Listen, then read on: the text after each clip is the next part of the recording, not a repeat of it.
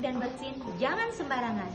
Tahukah kamu, ketika kita batuk dan bersin, kita melepaskan partikel virus dan bakteri dari seluruh nafas kita ke lingkungan sekitar. Tapi, kamu dapat mencegahnya dengan melakukan etika batuk dan bersin yang benar berikut ini. Yang pertama, saat batuk dan bersin, jangan lupa menutup hidung dan mulut dengan menggunakan tisu atau sapu tangan seperti ini. Kemudian, buang tisu yang sudah digunakan ke dalam tempat sampah. Yang kedua, jika tidak ada tisu atau sapu tangan, kamu bisa menggunakan lengan bagian dalam baju kamu seperti ini.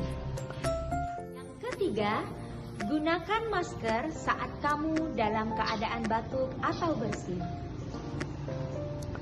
Keempat, segeralah cuci tangan di air yang mengalir dan menggunakan sabun atau mencuci tangan dengan cairan hand rub berbasis alkohol.